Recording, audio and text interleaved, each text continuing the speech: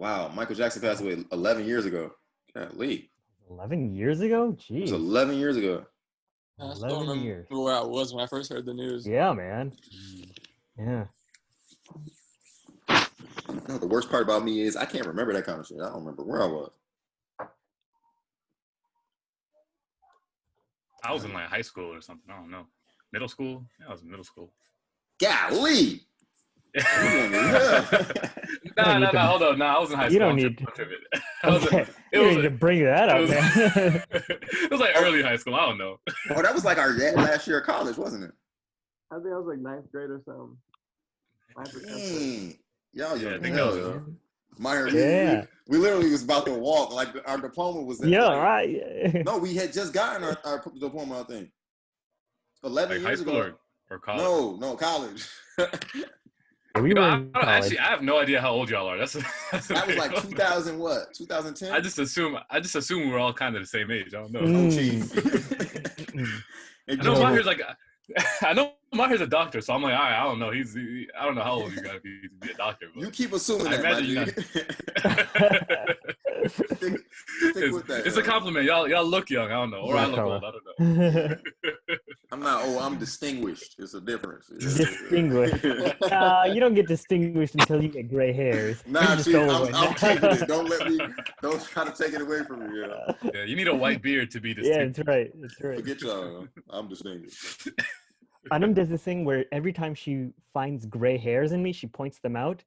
And now it's getting to the point where like she's finding like gray beard hairs too. Oh, So that's my life right now. Bruce, you went from McDreamy to McSteamy? McSteamy had the gray hair. Right? You started to look like Morgan Freeman. Right. Dude, my sister pointed out a gray beard hair too for me. Damn, what's wrong with y'all? Y'all don't drink water or something? That's weird because I be having red beard hairs. I don't know why. Why that happens. Yeah, I don't know. Every once in a while, I get like a copper colored beard hair. I swear. Like I looked it up. It said it's a genetic mutation. I was like, nah, I gotta get out WebMD because it's scaring me. Don't use WebMD. Point you in the wrong direction. No. I've seen a lot of like African brothers, especially at like the old mosque I went to. I think a lot of them like Somalian or Sudanese, like they'll have like dark skin but like full on orange beards. Like that's dyed. Yeah, that's Hinda. Yeah. Really? Yeah. Oh. Yeah. I used to be the same way. I'm like, how do they get the red beard? Like I used to be so confused. He was like, are we all part Irish or something? Like no, that's why I was like, oh, that's a dope. Like I assumed it was in their DNA. I was like, dude, that's a dope mutation. Like, you know. Nah, it's a practice sunnah. Oh, I didn't know that. Yeah, so like when you get older, you start dyeing your beard. But I don't know if that's like a prophet sunnah or just like a Negro sunnah, but like either way. Asian uncles do it too. So, I do only be seeing Somalis and Sudanese. Right. I used to like my grandfather had it. Like, you know what I mean? It's like stop it, bro. You getting old. Like, just let it go. Like, no, old Indian and Pakistani uncles do it too. Okay, cool. So there you go. Now, let me ask you this: what if I like did it in my hair? Would that be? I mean, not exactly. Okay. No. I think you look like a to tan ask. ginger. You say what? Like a tan ginger, a Pakistani ginger. Yeah. You would look like Pakistani carrot top. Like it would just look stupid. Do the whole thing, guys. What do you? That'd be weird. You would look so goofy with that hair. Yeah. Are you talking about just like a part or something? Yeah, part of it. Hey, remember you had the red hair dye? I had the red hair dye for a while. Wait, no, I don't remember. You don't remember that? Pictures of that. Oh, that might have been pre-E. I don't know if it was. No, it wasn't pre-E. It couldn't have been because you had it. Because you had it. It had to be around rocking with the left time, yo. Right. Yeah. I went through like a bit of a phase. Like, do you remember that time where I shaved half my head and pierced my eyebrow? Y'all remember? You don't remember that, E? E's face. You don't remember Mahir having this bright red ass hair? Like he had like the tip was like bright red for some reason, and he couldn't figure out how to get rid of it. I don't. I mean, I knew it was eventually gonna turn black. Where was this? There's a picture of this. I gotta find a picture. Yeah. Remember, because we took the. Did the Shahan pictures come out with the red in it? I think it was the Shahan. I think so. Picture. Yeah. I think they did. It had red in it. Single shots. Let's see. Mahir had the whole red look. Yeah. I mean, it wasn't all red, but it was like the tip. No. It's like I got like a big red streak going through. Yeah. Okay. Can you see? You can't see that shit. Can you? Damn. All right. Let's see. We'll send a picture of it to Morpheus. Yeah. I'll slide it over. I'm gonna share. I'll edit that in. Yeah. I'm gonna share it now. Just go ahead and. I was about to put your email as Morpheus. I might have to make a Morpheus email. I know, right? Yeah. Right. So all our stuff goes directly to you. So that might be smart. All right, cool. So if you when you see it, if you could pull it up, that'd be cool.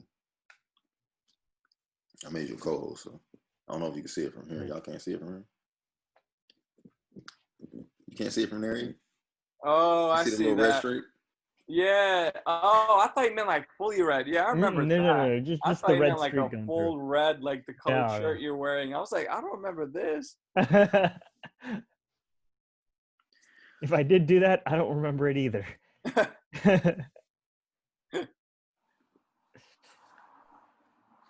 Yeah, didn't you try or something like that?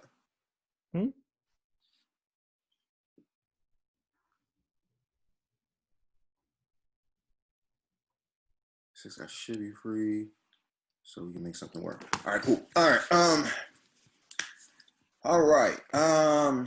What are we going to talk about today, guys? What's on the docket? I don't really have shit on the docket. Do you guys want to talk brotherhood? Yeah, that's a good about topic. about us in general. I like brotherhood. So let's start from like where everybody kind of met and how we all connected and how we feel about each other, all that kind of goofy stuff. Oh man, how we feel about each other? It's terrible. Yeah, this is gonna be an interesting ass topic right here. Oh no, man, we're gonna get sentimental. Some of us might get a little mean. Yeah. Me.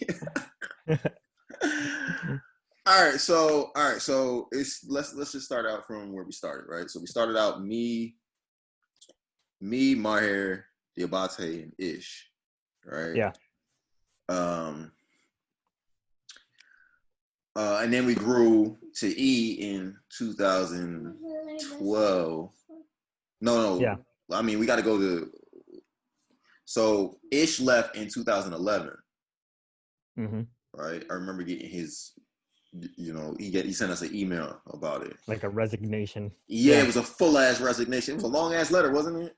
Yeah, man. I think he had like 3 signatures on there or something like that. to just finally be at the end and just be like, with that said, I can't do this anymore. It's like, God damn. Like, yeah.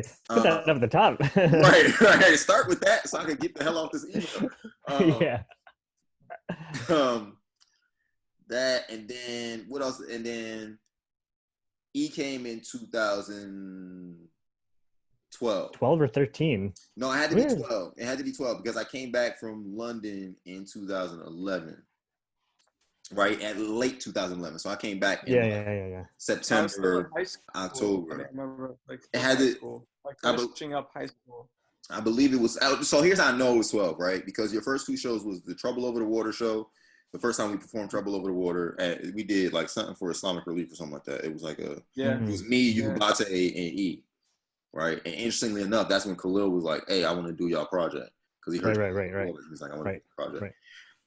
And then the next show was the joint called The Ark, where Mark and Bryant first performed with us. So we, if you recall, E, that was this show with. Kadir Latif and Brother Ali was there or whatever, and it was somewhere in like Southeast DC or something like that. Yeah. So those were your first 2 shows. So it had to be 2012. Mm-hmm. And then Bryant left in like, I want to say like 2015. 15. Something like that. Yeah. 2014 maybe. 2014. It wasn't that he left. We could explain. So, all right. So So let's start. I mean, I don't know where to really take this, but so I'll talk about how I met everybody and all that kind of stuff, right? Yeah. Let me start there. I don't really. So me and Ish had the biggest relationship out of all of us. Me, Ish, and then probably me and Diabate out of like me and y'all when we first met. Right. Because Ish and I almost died together. And right. and then that story. This is why you don't do water sports. Right. I'm done in these streets as far as that's concerned. So we spent time together. We had spent, plenty of time together. And then also Bate and I, we just played basketball and all that kind of stuff together. And we lived closer to each other. So I knew them probably way more than I knew Mahir. Yeah. At all. And then also, I don't know if I ever told you the story, Mahir, but we had seen you, me and Ish. We were at ISNA or IGNOR, one of them shows at a totally different time, right? For different reasons. But we ended up meeting up because we wanted to go to the entertainment section to see. Yeah. And you were there performing. Yep. On stage with Raif. It was, I think, Great Seneca y'all was performing. Yeah. Exactly. Right. And I remember me and Ish being like, "That's gonna be us at some point." Really? Wow. Crazy. Wow. This is before leftist ever was even considered, right? I think. Wow. Ever considered a thing. It must have been like the summer before. Uh-huh. Right. I remember Ish being like, "We're standing at the back door." Right, because we didn't have no. Yeah, I remember seeing you over there. Right, I think you had to have like tickets to get in, and I was like, I ain't paying for no damn ticket. And she was like, I ain't paying for no ticket. So we was just chilling in the back, like just watching. But he was like, "That's gonna be us," because it was like, it was a nice venue and all that kind of stuff. Yeah. And he was like, "That's gonna be us. That's gonna be us." And it was interesting because Ish and I never talked about that. I know he knew I wrote, right? Yeah. Because that's all I did. I was known for carrying my notebook around. Right, everywhere the hell I went. So I knew that, but I didn't know he. We all kind of had we both had the same kind of visions in mind, kind of thing. Yeah, and we didn't know it would end up being. I didn't even know. Think about it. We both stand in the same room, and we never thought like, okay, the two of us are going to work together. But like, at least I didn't. Maybe he thought I'm going to work with these guys, but I never thought me and Ish was going to come together and do something. No way, because there's that I don't think either of you guys had really stepped into that kind of scene before in any kind of capacity. No, even individually. I just knew that I wanted, like, I was like, that thing that they doing on stage, I want a part of that. Like, and Ish felt the same way. So it was interesting to, for him to proclaim that, and then a whole couple months later, here comes Leftist. Yeah. All right. Yeah, definitely. Crazy. Yeah, man. It's interesting that I remember seeing you, and don't remember seeing Ish over there. Maybe I did or not, but I remember we talked like that day. I think we did. You even told me like, yo, we should do something, start something. Maybe that's how. So is that how we ended up doing the? I mean, I don't think that was like the official like, hey, I'm doing this. You want to join? No. So it was. That's months later. When I first right. But I do remember you bringing up saying like, "Hey, we should do something together," and I think it was maybe like kind of like in passing. So we I planted the seed at that point. Like we planted a seed at that point. Mm-hmm. Interesting. It's interesting to see what you can uncover at these points in time. Yeah. And I just remember, who do you feel like? I feel like Bate was like and was the heart of Leftist.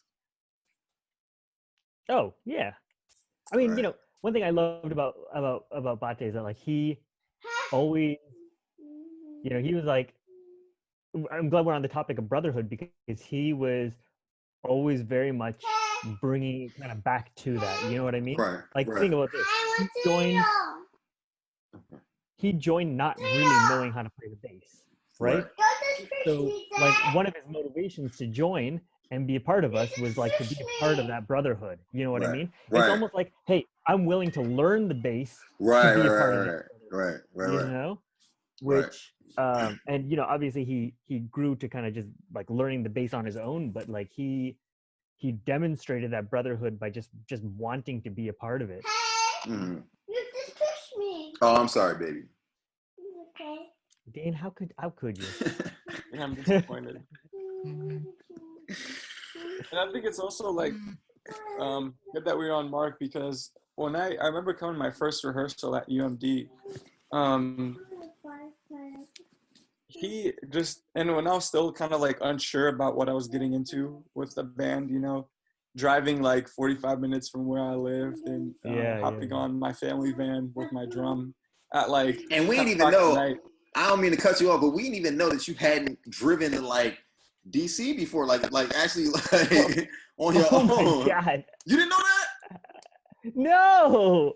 It was like my first, I was still in high school. I was like wrapping up high school. Like, mind you, like, you know, I just gotten my license like not too long ago. And oh my God, I'm used to making drives, like, you know, to the grocery store or to school and back. Like, I hadn't like fully been on the highway on my own yet. I had my parents accompanying me. And like, I remember before I left the house, it was like a big deal. My mom was like, you're like, it's too far. Like, you know, you're not ready for this yet. And I was like, Mom, I'm going to be okay. Like, it's fine.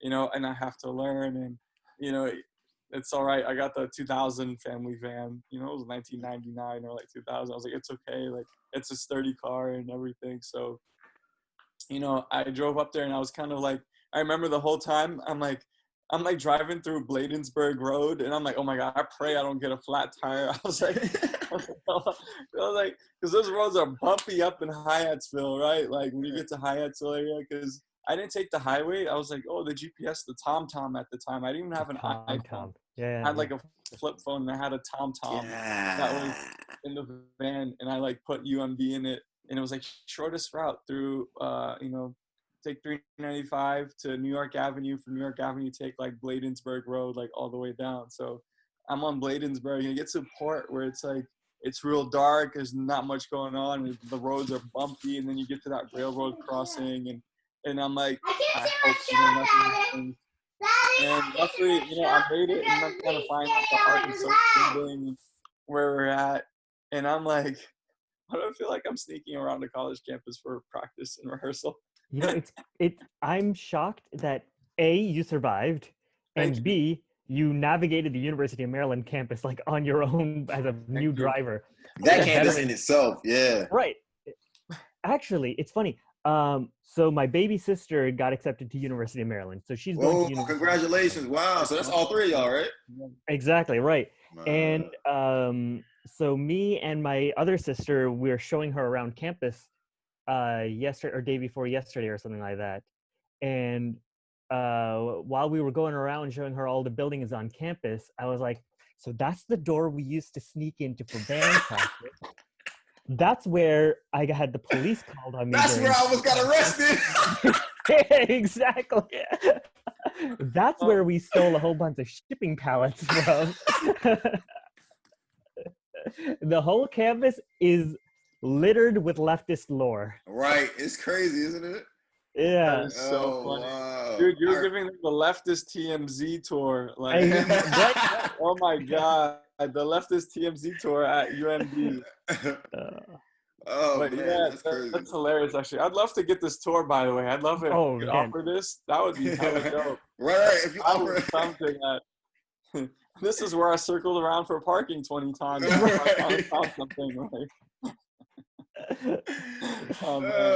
Yeah, the reason I brought up Muhammad was just because, man, like, he made like that first rehearsal feel so warm. You know, his personality just really shone, and he immediately made me feel like I belonged and like I was a brother already. You know, and like that's why I have like so much love for him. Like, his personality is one that's very inviting, very warm, and you know, and I think he's the one that came up with E smoking that, you know, that Hollywood, that Kush, yeah. Nearly had me dying. Whenever I said something stupid or not funny that I thought would be funny, he'd be like, "E, what you smoking, man? I want some of that." I would die every time.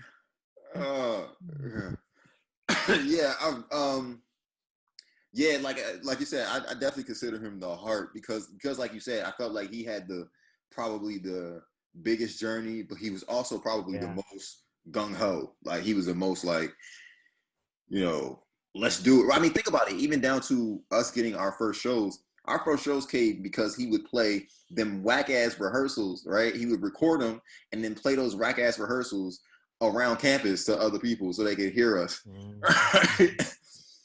And those rehearsals were trash, bro.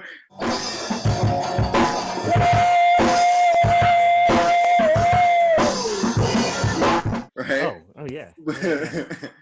But people were like, "Oh, this is so fresh, this is so new, whatever." And he would just be so into it that he would just.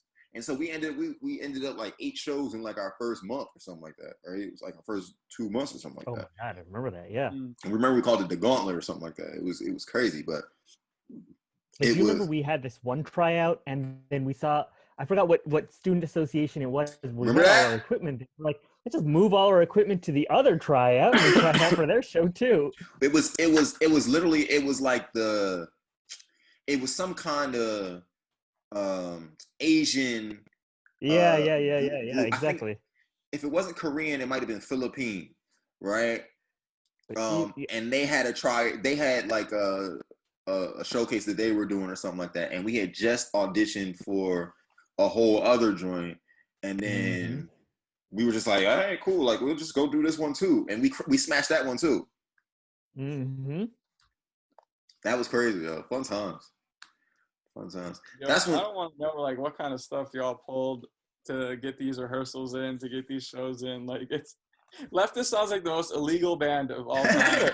It was before we had so many official things like our official Evernote and our official calendar. Right. We were.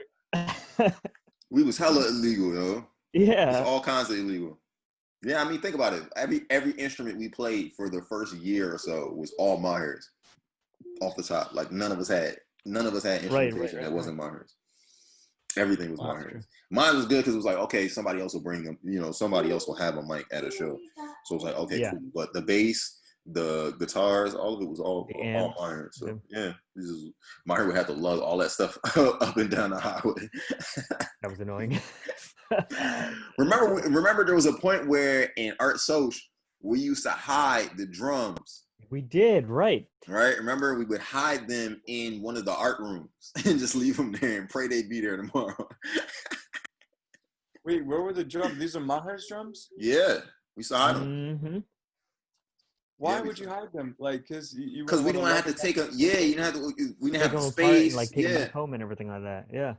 So there was like a I don't know, like a small room inside that Art Soch building that we just hid them. And every time we had practice, I would be so thankful when we opened the door and they were still there. Right. Oh, and by the way, speaking of equipment, the only thing I didn't bring oftentimes was a PA system because we just used like the lecture PA system. Remember that? Should we be admitting all this on camera? I know, right? A little incriminating. Statute of limitation is somewhere, guy. Somewhere there's a statute of limitation. Remember that we would use the PA system, right? So I would use the little microphone of like the professor microphone. They would be up there giving a lecture, but then no, it's like no, he's actually rapping. And then at some point, they left microphones there, so we would just plug in. We would just use their microphones. Yeah. It was so good because it would come through the entire classroom because, obviously we were rehearsing in classrooms. So it was like, so it was, that was a blessing. But yeah, wow, man. Do you remember that time we saw the ghost? Oh, no. You don't remember? Yo, honestly, I heard about this and y'all made me scared to use the bathroom at Art and Soch. That bathroom was a scary bathroom, man. And that bathroom is definitely... That bathroom was a scary bathroom. Somebody's definitely in there. So, do you remember we were having practice and at the door, there was a window and we saw like 2 faces or something like in there. And we immediately opened the door. It couldn't have been more than like 2 seconds. Right. We immediately opened the door. There was no one there. There was no one in the entire building. Yeah, because except for those 2 jinn that were like just showing up to band practice. I have no doubt there was gin in the Orange Coach bathroom. I have no doubt. Yeah, bro. What's the little joint from Harry Potter? The girl from Harry Potter that died. Something Myrtle or something like that. Oh, the Moaning Myrtle. That's right. We had a Moaning Myrtle. She was in there, yo. She was in there. Slimer was in there. Whatever form of ghost Slimer. you want to name. They were all in there, yo. How did you feel about Ish leaving? Yeah, that's a good question, man. I was super bummed. I think so. Ish leaving, and then, so I mean, I love Mark and Bryant, but I think with Ish leaving, and then with Mark and Bryant coming on, I felt like Leftist had outgrown my usefulness. You know what I mean? And like, there wasn't anything, why was I around anymore? And not that, I mean, Ish was amazing, but I feel like I was really comfortable bouncing ideas off of him. Like, I remember when we were recording the first, do you remember the first recording of Dearly Departed? Right. That old ass one. Yeah. It was either Dearly Departed. Anyway, we were recording something, and Ish sat with me in my home studio over here, just like sat with me, like helping me record it. He was like, oh, you know what, actually maybe try it with like he'd like give some sort of suggestion, and I felt like I could bounce ideas off of him. And so I felt like when he left, I lost like someone who I was comfortable bouncing ideas off of. Man, bro, I never heard that before. That's interesting, because I knew that you felt like, at least I had the idea that you felt like your purpose within the band kind of waned when, especially particularly when Mark came along, right? And I would have to talk to you about that, like, bro, like, no, like, stop. Like, this is definitely, you have place within Leftist, but I didn't know the connection to Ish being for that, that way for you. And Mark is an amazing human being to be around, Right. But I just didn't feel comfortable like expressing an idea, because I felt like if I had an idea, Mark had already thought of it, and if it wasn't out there, if it wasn't already out there, then he had already considered it and decided against it. So like, what's the point in me bringing that idea out there, because it had already been considered and rejected? So I felt like so I felt like I took a step back in terms of ideas and stuff like that, because obviously if they hadn't been thought of, if they hadn't been expressed before, then they weren't worth expressing. So when Ish came back for the Art Attack, and I don't know what it was about it, but like, when Ish came back for Art Attack, I had, maybe it was maybe a little more like psychological, but I felt a lot more like confident to express a couple of ideas. Like, remember that pause in Lower Your Gaze, like where we go Janet, pause, and then we go into it. I did it like a king with her people. So if you want to step to my brain, bring a king dub. But you don't want to bet on me though. Like, I felt comfortable expressing that. Yeah. Right. Well, I felt comfortable expressing that idea now, because like, hey, man. So we did come up with that. We did come up with that for that particular period, during that particular period. Yeah. Wow. And you felt because with Ish being back, that you could express that kind of thing, within the group. Whereas right. Whereas, with like Mark or Bryant, like, if I expressed an idea, it probably, or if I had an idea, it wasn't worth expressing, because nobody had expressed an idea like that before. Wow. Man, that's interesting. Hold on, I'll be right back. Yeah. Man, Dean hit us with the. I'll be right back after this. We'll return after these messages. Yeah. Like, wait for me to add over here. And this This this video podcast has been brought to you by Harry Potter. Yeah, that's right. Oh, speaking of which, please make sure that you subscribe to the Instagram and then click the notification bell as well. We'd like to. It's not necessarily about the numbers. We just want to tell as many stories and need you to see it, be able to see it. Instagram won't let you see it, so please subscribe. That's what we'll say. Once we do get sponsorship and stuff like that, then we can be like, hey, this is sponsored by Harry Potter first. That's our first goal. No, we're good without. Do you think Lil Nas X will sponsor us? Does that count? That's cheating. Oh man, that's heavy, bro. Because so do you feel like because I felt like so for me, I felt like part of the Ish leaving was my fault. Because I left off to get married in the heart of like when we were like booming, and I just felt like he like lost like any kind of leadership or anybody to say, okay, here's why you should keep going. During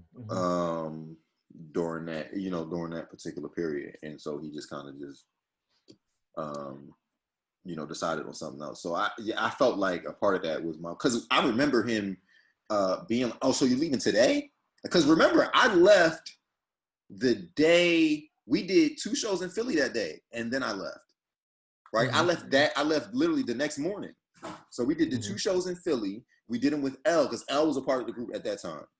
Right, and it's interesting. She left the same summer as Ish. She left exactly about the same time. Yeah. And so I felt like, because I remember him being like, so you leaving like now? You're gone? Like you're headed off to London. I was like, yeah, I'm gone. And I felt like that kind of took away some of his steam. I think though he had expressed multiple times though, even prior to that point, that he was looking for like some other career opportunity. I know he had thought about, I don't necessarily know about leaving, but he had other career aspirations in mind.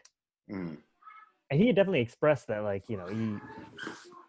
he ultimately wants to focus on that before that. Okay. Maybe you leaving was kind of like a catalyst for that, but it kind of seemed like you'd thought about it beforehand. So me leaving more or less gave him the opportunity to kind of right, like exactly, yeah. And it's tough because I feel like a lot of people, I don't know if they know whether we're doing this full time or not, but it's like balancing our roles as musicians as full time. Like,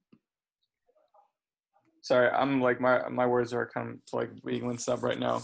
Like this is a full time job, and it requires like full time dedication, and balancing that with all of your other activities in life, like your family, like we were doing school at that time, having a full-time job as well, balancing personal time, social time, and errands and all these things. Like it's a big commitment.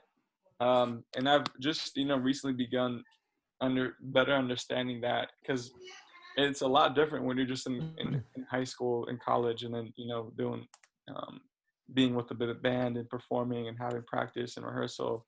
And like when you get to a certain age, like, you get married, or, you have to move elsewhere for work or things like that. Like it becomes such a tough job balancing it. And I think at like a certain point, you have to make a decision about what's best for you, because, and we've always told ourselves, like, one thing we pride ourselves is in the fact that before anything, we're brothers, we have an established brotherhood, and we always support one another. It's not just the music that's keeping us together, but it's our relationships outside of it as well. And the music is like secondary to that. And I think that's, why he probably felt comfortable leaving, but it might not have been the easiest choice for him to make. Like, I'm sure he had to contemplate for a very long time, but at the end he knew that, that doesn't mean he loses us, or mainly you guys as brothers, that you're always going to be there for him. But just in the music aspect of it, the dedication aspect, that was what was difficult. Yeah, I always felt, I mean, just like every one of us, I felt like he was tied to other things. I mean, we all were to some degree, because let's be real, leftist was happenstance. It really was. Like, it was just, of course. It wasn't expected to be, like, none of us were expecting anything to happen, and then it just popped, like, out of nowhere. Right. I mean, think about it. We all met in college, so we were all going for something else. None of us were, music majors. So we were all going for something else. So by the time Leftist comes about, it's almost like an abrupt halt. Like, it messes with the plan, if you're being honest, it's like, but it opens the door to something else. It's like, okay, this is what I want to, pursue, or this is something fun, or could be something more. Yeah, I mean, I think from a music perspective, Leftist was like a sudden pull in a different direction. And I think ordinarily that would make it unviable for people who have like a set path that they're already in. But just kind of going off of what we were originally talking about, like brotherhood, I think all of us had an original goal, independent of Leftist, to have like brotherhood. You know what I mean? Like, we all wanted that. That was something that we all valued. And because Leftist brought an additional opportunity for brotherhood, that's what kind of made it viable. You know what I mean? Like, I'll be honest, man, like, if Leftist was just like a music opportunity, I don't think I would have stayed in for very long. So that's why a lot of my opportunities, I felt like the first things that I tried to do fell through, right? And that's why Leftist stuck so well, because one, it was people that I kind of already knew, and then two, it just felt like, it was my brothers, it just felt genuine off the rip. As soon as we started, it just felt really, I mean, it's different when you can pray together. You know what I mean? Like, at the end of the rehearsal, you can pray together, and go eat some karahi at East West, you know what I mean? Exactly. And everybody be down, that kind of thing. It's interesting. So do you feel like the addition of Mark and Bryant took us in a less of a, so I feel like the focus became less on brotherhood and more on like trying to be this thing, right? Yeah. We're musicians now. We have to get these notes perfectly down, and we have to beat ourselves into being perfect. Because to be honest, let's be real, Mark and Bryant were more advanced than we were. Yes. Right. That's just like, yeah. I mean, but they weren't advanced in being leftists. Sure. So the answer to that is yes, but yes with a caveat. Okay. I think that both, just knowing Mark and Bryant, I think they really valued the brotherhood that Leftist brought too. Right. I agree. I don't necessarily know if we recognized that from the beginning, because I think once they came in, we put it on ourselves. Like, oh crap! Now we have to focus.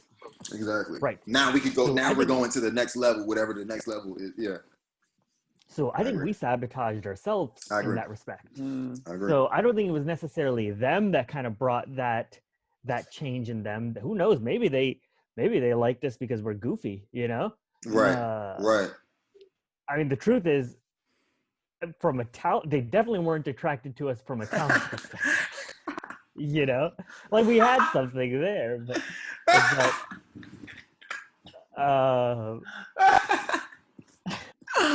yes, they were. Talent too much. Right. Yes, they were. No, right. I mean, we had something there. There was definitely something special about our shows and our performances, but And they had musical opportunities. They had Right. like way better musical opportunities if they Right, were right. just focused on just the music. You know what I mean? Right. So I think there was something there that they valued both musically and definitely from like a brotherhood perspective. But we ended up ourselves making it about just music. I feel like we lost a piece of. I feel like we lost a piece of you and Bate in that particular time. Right? I would agree with that. Yeah. It's just gone. Right. Mark and Bryant really came along because we had to.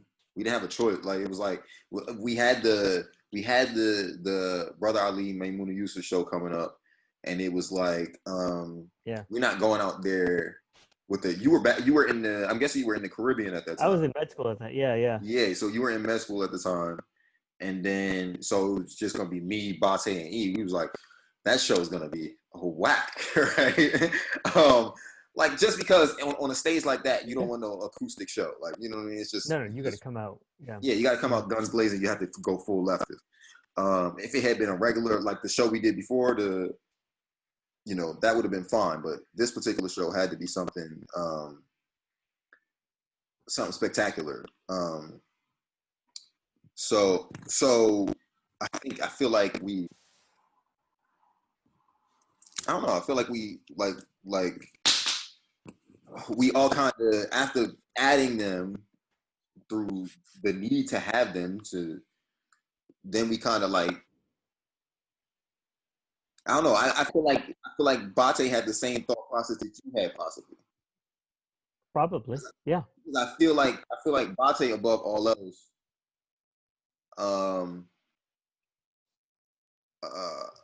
had the most catching up to do. Yeah. Right? Yeah. And he felt that every day. Yeah, and I felt like he felt that. Yeah. Like he felt like he wasn't up to par with what everybody else was doing, and that kind of. But I think he was comfortable with that prior. Even from the beginning, he kind of knew that he was like learning and that he needed to put in more effort. But I think he was like comfortable with that. And then this comes along and we kind of hurry it along. Exactly. And part of it is our fault too, because I think, in the beginning we were very much like nurturing about him learning. Like we knew it was a learning process, right? And we nurtured that. And after that, it was more of a it was less of a nurturing process and more of a like, it's got to get done. It was more of a let's find gigs so we could perform and people can see us, because we now have a full kind of dynamic show. Right. As opposed to really focusing on, again, like growing. Yeah. Yeah, and we say that a lot too. Like Leftist is about our own personal growth and things. I mean, at least in the beginning, that's definitely what we emphasize. And I think, we say it too, but it was a big emphasis on, I mean, think about this. Emphasis though? What's that? Do you feel like it was a big emphasis though? Yeah, definitely. Yeah, we said that. Really? Because I feel like I just learned that that's really what I was going through this whole time, like a couple years ago. What do you mean? Like, I just feel like I learned that that's why the hell I was in Leftist, right? Because of the personal, growth in the becoming better as a human. I don't remember us expressing that to each other. So there have been multiple times, like, I remember you saying like how like you're working on your keys to become a better vocalist and things like that, and like now you're getting more comfortable singing and things like that. I don't know, maybe we didn't. Remember, I started out, I was trash singing. This was years ago. You said that like, hey, I'm working on my vocals. I'm like doing scales and stuff like that. I'm like, taking like, I can't remember if you said you were doing like vocal lessons, but like you said that you were working on your vocals so that you could do more singing in the album. Maybe we didn't expressly, overtly express it, but it was understood that we are all working on our craft. Mm-hmm. I joined as Leftist. I had never played guitar in any not perfect, but like in any group, I had never played the electric guitar. I had only dabbled in it. Right. You know, so there was like an understanding that we were polishing our craft.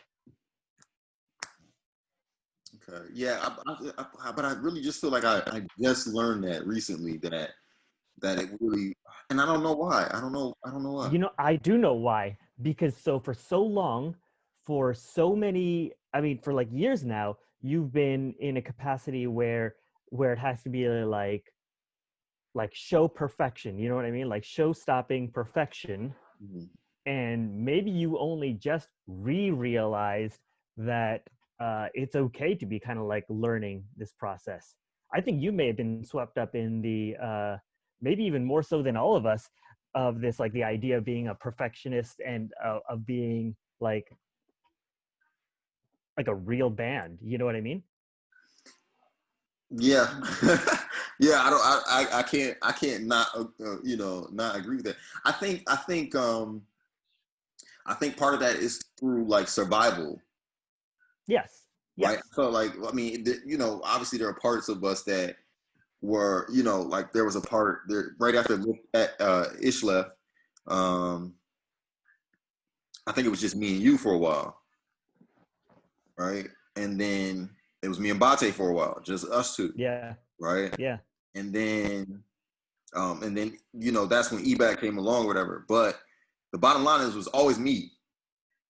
Yeah. Yeah. Right? Yeah. For sure. And so you kind of take on the responsibility of like, I have to keep this alive, no matter what the situation, kind of thing. And you kind of lose the fun of it. No, for sure. It was a necessary transformation. I remember I've reflected on it multiple times when you kind of switched over from a like, let's do this for our own selves, let's do this for our own personal growth and our kind of like our own like brotherhood.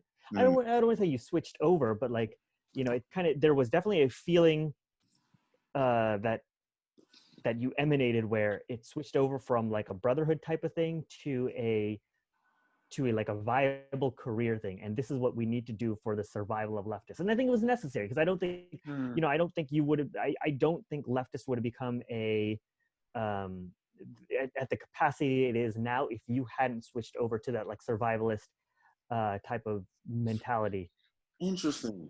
And I think, now that maybe you are at that capacity where you're able to hold both of those values now, with your kind of like realization of, hey, it's okay for you to learn this. Like, remember when you were in the studio and you're just like, man, maybe I can like figure out which snare to use. You know what I mean? Exactly. It's that type of personal growth. I think you may have been, and correct me if I'm wrong, but like, I think you may have felt that like you should have known all of that by now, and it wasn't okay for you to kind of like not know what you're doing. But now it's okay for you to like now you know what you're doing and train yourself. The album really taught me that. Yeah. The album really taught me that it's okay to not know what I'm doing. There's a part of me. So for so long, I've had people tell me, there have been people who have told me to like leave you guys, right? Yeah. Go solo. They're not ready. They don't want what you want. Those kind of things. These are close and far people, right? Mm-hmm. And so, like, but my vision was never to be like, well, so when we first started, originally, I had been okay with accepting the idea that it would be solo, right? And it's interesting because it was Ish who was like, I'm not doing this if it's gonna be like Nurideen in the days or whatever, right? And so we came to a conclusion that it would be, that it would be a 4-part band, and then just obviously the brotherhood of it allowed for it. It was like, this just makes more sense. I don't want to be, by myself. But there were a lot of people who said that, and I kind of resented that, and I kind of feel like I resented the brotherhood, right? I feel like I resented even like people leaving.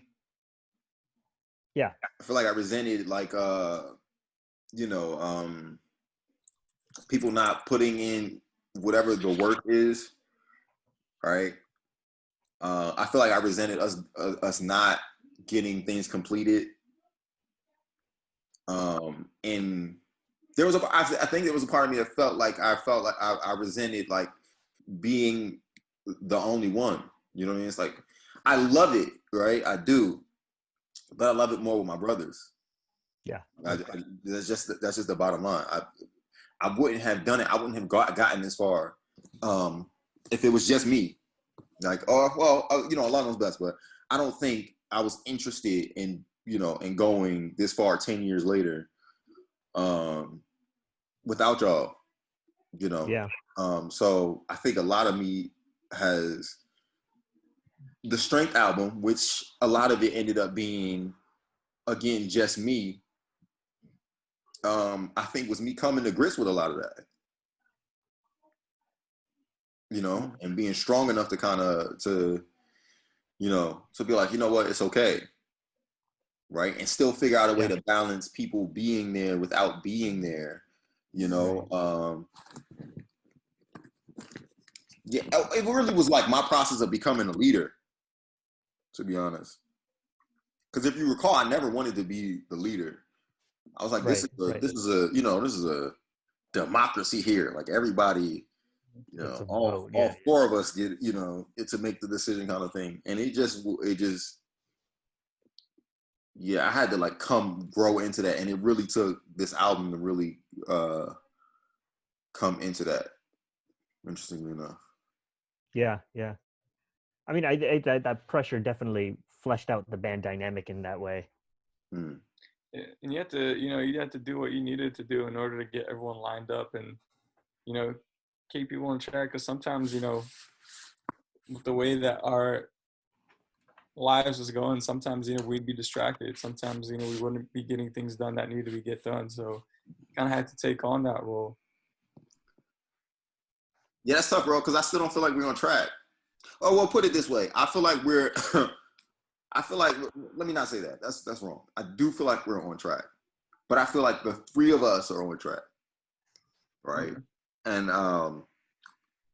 And I'm fine with it the way it is, but it took so long to it's like when you're carrying so much weight, right? It's kind of like, bro, like somebody could just take this weight off me. Like it doesn't have to be just me carrying this weight. Right? But then you learn to carry enough of it to be like, all right, cool. You know, I can still, you know, finagle this, and we can still find ways to fit everybody in. I mean, imagine you got to figure out ways to fit 4 other people in with personalities and agendas and, you know, ideas that are all different, you know, and that all kind of, you know, like, I mean, you got people in the group that don't even want to speak, like, you know what I mean? Like, don't really, I would say like passive aggressive, not in a bad way per se, but like just in a, okay, I'll just do it. But then later on, it's like, man, I wish I had done, well, it's like, well, why didn't you say something? You know what I mean? Mm-hmm. So like carrying all of that has kind of put me, you know, has made me who I am in this group. So I don't feel, and I feel like I feel bad for anybody who this is my personal take on it, who hasn't gone through their full leftist process, because I feel like there's a leftist process, right? So you get to the point where you get to a point where you're like, I'm you know, I'm good at doing this. I'm okay with doing this, and I feel like if I can name, I feel like Mark and Bate haven't fully gone through the leftist process, and I felt like Bate stopped himself.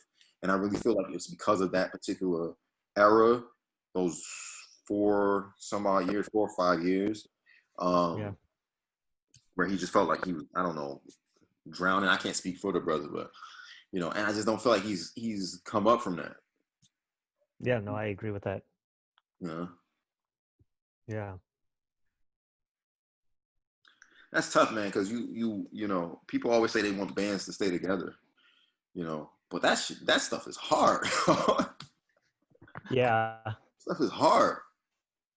Especially, you know, the other complicating part of it is that we're all adults over here trying to pay bills and put food on the table too, you know? And some of us look to leftists as like a way to do that. Correct. Do you think if leftists was more of that there'd be like everybody would be more in line, or more inclined to be a little bit more gung ho? What do you think? I think if you asked me that question like 5 years ago, I would have said, yeah, of course, definitely. But now I'm not entirely so sure.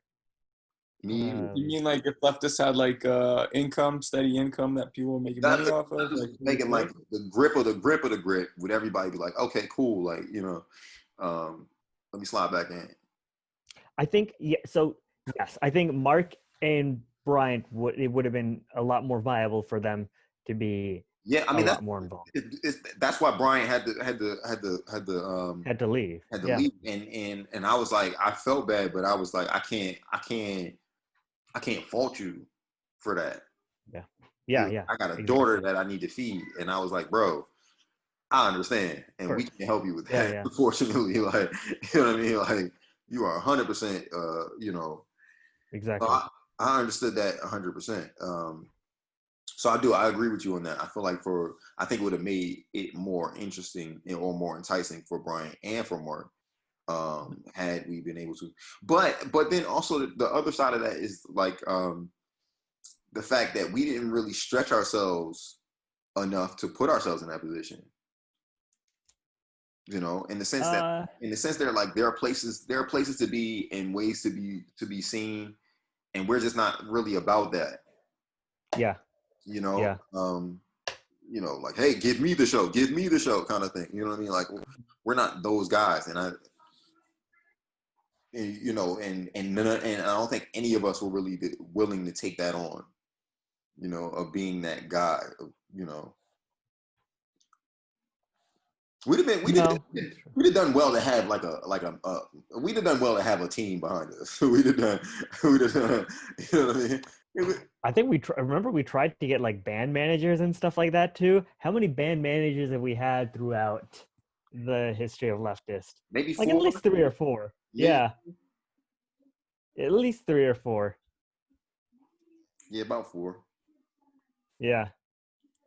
I remember we had a manager who we were at Rockin' with the Left, right?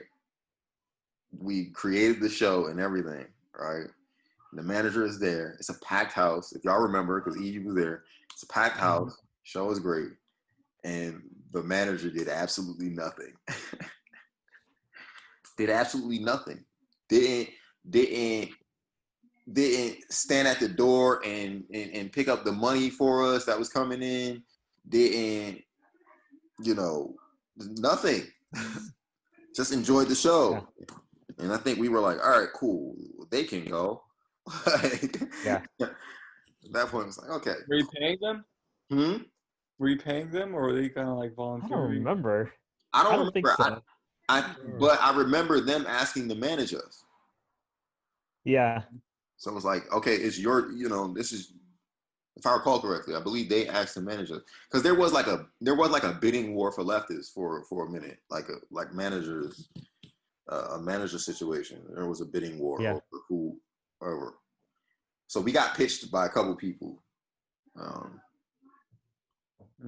But yeah, so we went through about 4 managers. I think we'd have done well. I think we'd have just done well for people to be like, you guys are okay. Like, just keep. What do you mean? Just keep doing what you're doing. Yeah. Like, you're okay. You know, I think we were trying to get somewhere fast, and that cost us more mental energy than I think we all wanted to give up. You know, because we were trying to get somewhere fast. If we just had somebody who knew the industry, or who knew, you know, the route of what bands take, and how, you know, and just been like, yeah, you guys don't worry about it. You guys are doing just fine. I think. Yeah. Because I think we. I don't want to say peaked too fast, but it's like, you know how. It's like we had a bunch of fans. We had you know, like all this energy, and it was like, well, what do we do with it? Yeah. You know. Yeah, we were what do YouTube. what do we do with it? What's our identity? I remember people sending us. Remember we had a manager pitch us, and they had like pictures of us in clothes, right? And they had like my head with like Pharrell's clothes, like Pharrell's body. Oh my God, I don't know that. Wait, can we find that? I remember What? this. God. Yo, What? They had like Mahir and like babe clothes, right? They were like, this is the look I think you guys should go for, right? Have Mahir in like babe clothes, and like it was like Ish had like like gang clothes on. Like it was like, okay, this is interesting. All right, cool. But I think if we had some people who were more, you know, more skilled in the business, we'd have been all right as far as like those years were concerned. But I still feel like I wouldn't trade where we are. I wouldn't trade it. I think we could do a little bit more. A little bit better, yeah. Yeah, I think we could do a little bit more, but I wouldn't trade where we are, especially, you know. Do you think we could use a band manager now? Hell yeah. I think we could use a team, like a full... Like a team, yeah. Yes. We need a team in particular. We need people who can see the vision and just push it out. Yeah. You do. And that's always tough because you're dealing with people who have their own motives and things, you know. So, but if you recall, Leftist was never supposed to be just a band. Right. We knew that from the beginning. From the beginning. Not even just like from a brotherhood perspective, but like the way we saw the art, it was supposed to be so much bigger than just doing like rehearsal gig, you know? That was the minimum, and that's where I feel like we got stuck, because if you walk the timeline, when we first came, right, we were like, okay, we have people at UMD who do photography. We have people at UMD who do videography, right? Let's all get together, right? Since we have the shows, right? Let's all get together and create this, you know, storytelling platform through music kind of thing. Yeah. And nobody really came along with us. And so we got stuck. I mean, think about it. That's why all the songs are really thematic and, you know, they're more storytelling, right? Because we thought we were hoping people would come along with us. And then, you know, so it was like, okay, in order to survive, we're just rehearse and perform. And then we just kind of got stuck in that, you know, to where it's just like, this is all we can do. So even when we started to break out of it, because we had been stuck in it so long, like, for example, Mark couldn't understand it. Mark couldn't understand the idea of doing like Instagram and stuff like that. Yeah. It was like, for what? And I was like, for me, it was like, this is what we were supposed to be doing all along. But I had lost a part of that for so long because we were just stuck doing the music. We weren't telling stories, put it that way, right? Yeah. The music itself was telling stories, but the outside of that, nothing we were doing was telling stories. Mm-hmm. So, you know, it kind of sucked.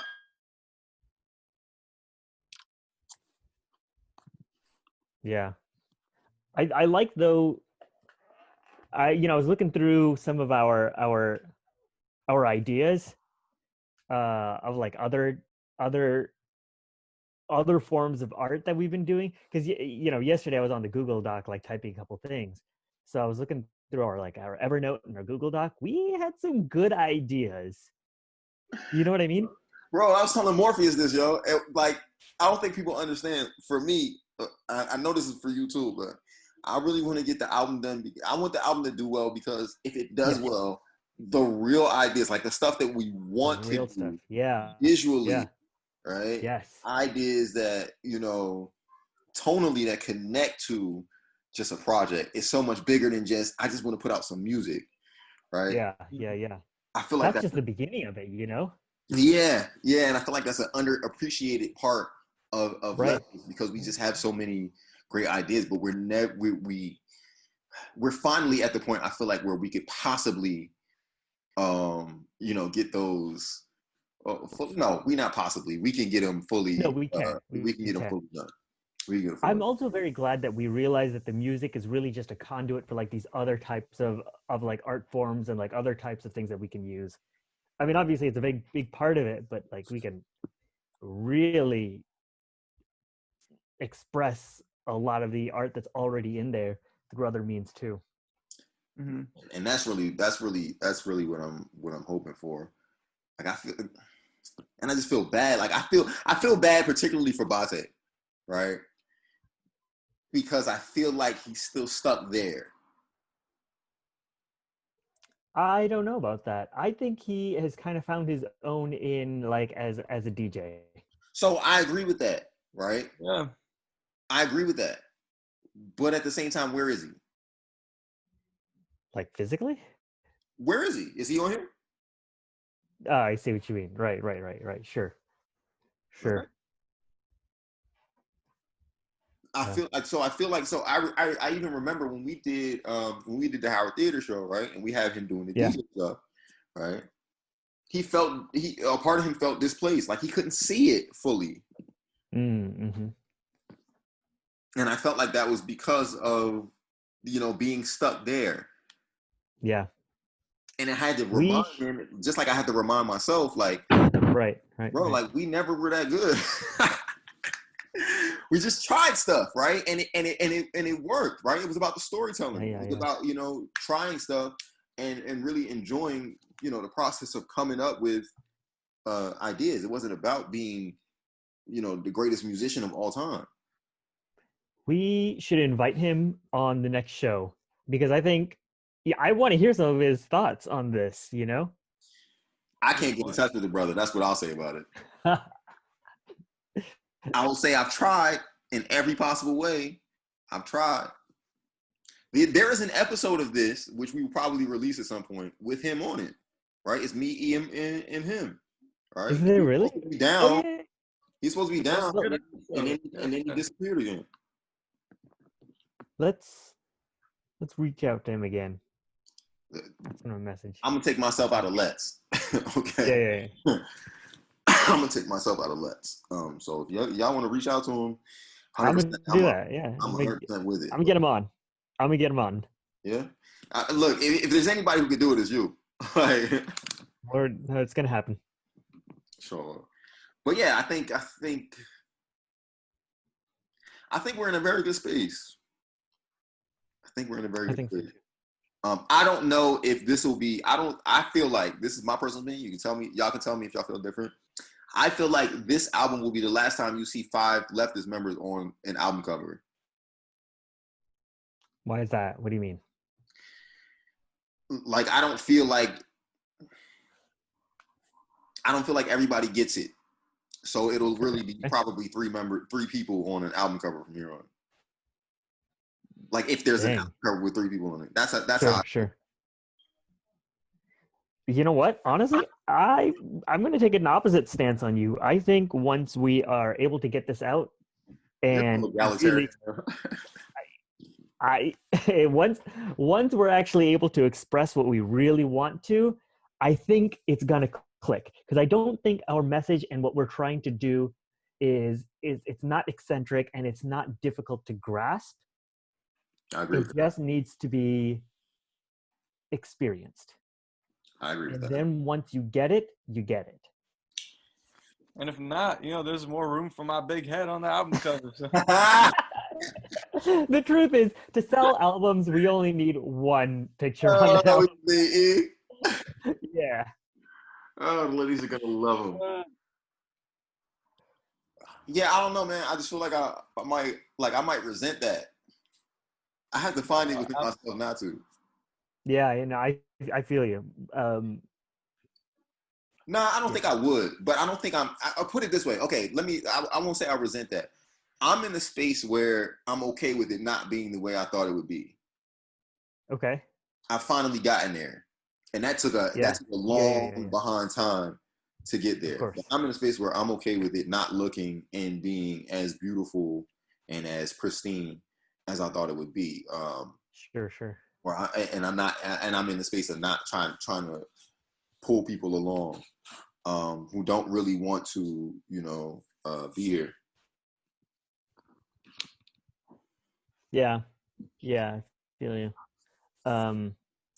So that's why I think it'll really just be like I hate the idea of like doing a music video and it just being the three of us, but like if I'm being real with you, I can see it.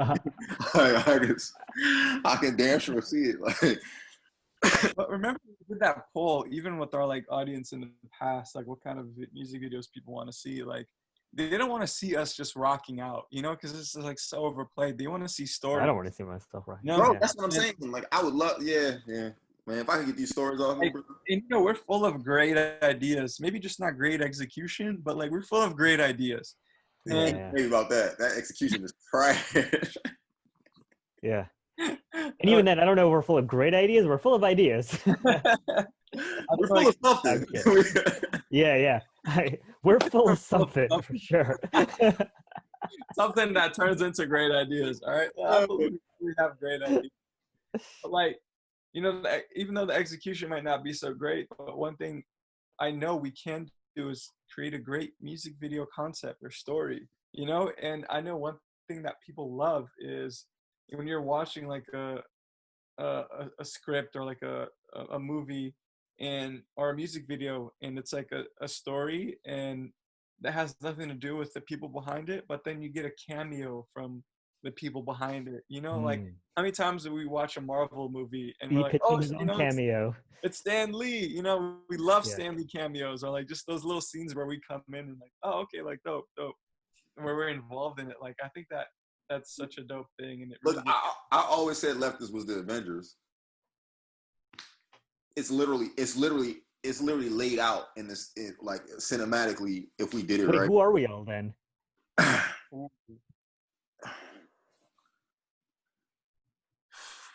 Dean would probably be Iron Man. Iron Man?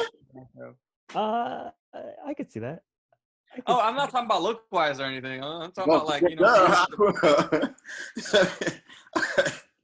I'm talking about like leadership-wise, you know, like wiseness, things like that. Don't even pretend that you're not Peter Parker. Like so wholesome, only knows what's going on half the time. It's through big. I love Spider-Man. Ooh, that would make Mahir Captain America. I would also say Doctor Strange. I could take the Doctor Strange. I could see that. I'm okay with that. Doctor Strange. That's a great one. Yeah. Mahir is Doctor Strange. I see that. I see that. I see it too. I like it. I like that a lot. Because, you know, even like his powers are in the way that you play the guitar too. It's very mystical. It's very like, you know, man, wow, bringing it to that. Emotionally like grabbing, like it's powerful. And, you know, doctor, you know what that's I'm saying? True. I can't escape that either. That was just a given. Doctor. And like, you know, he comes and bails you out when you need him the most. So man, I like feel good about that. I don't know if I necessarily agree with the Iron Man one. Who would you say? You know, Captain America? I don't know. The Hulk? Maybe Captain America. I guess because there's like two leaders in the Avengers. America is way too wholesome for you to even consider being one. Maybe Star-Lord. I could see Star-Lord. I could definitely see Star-Lord. Yes. Star-Lord. Never mind. maybe Star-Lord. Like I'm not supposed to be the leader. Like it's like, oh, this dude. We just look to you anyway. Yeah. Right. That's true. Oh my goodness, that's a good one. It's good you said that because I was gonna say, okay, you can be Black Captain America, the new one we haven't seen yet. You know what I'm saying? I didn't even know that was happening. I don't know. I wouldn't be Black Panther, right? I ain't Regal. No, I meant Black Captain America. Are they doing that? I'm an asshole. Okay, probably Tony Stark then. I'm not a. Wait, no, I mean Star-Lord is definitely an asshole too. Okay, yeah, right, true. Yeah. We might as well name like, you know, who Muhammad and Mark and Brian are too while we're at it. Bryant gotta be the Hulk. Yeah, I could see that. Yeah, I could see that too. Bryant gotta there are so many times during events or something where someone says something to Bryant and you gotta like cool his ass down, like be like, what do you say, yo? Nah. Man, I don't care. Man, who wanna do something? Like, yo, calm down, yo. We don't need to fight before a show, yo.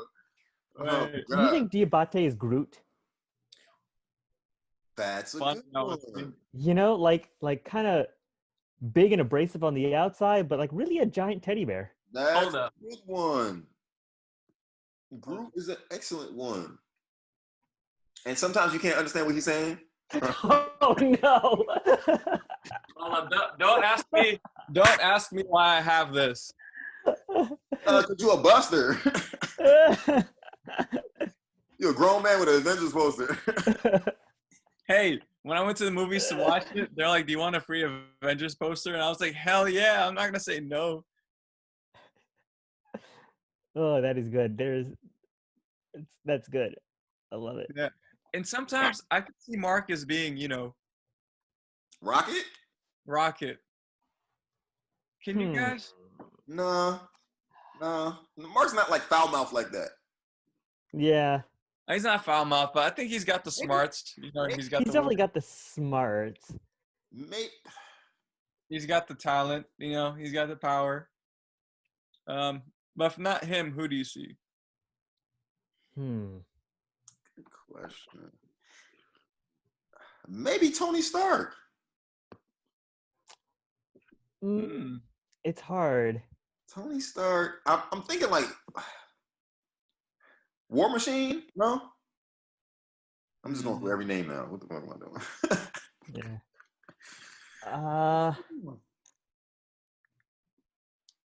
Not Black Widow. Black Panther. Black Widow. Yeah. Because like she's definitely kicks butt, but yeah, just a kick butt character, I guess. No, we're not going with that.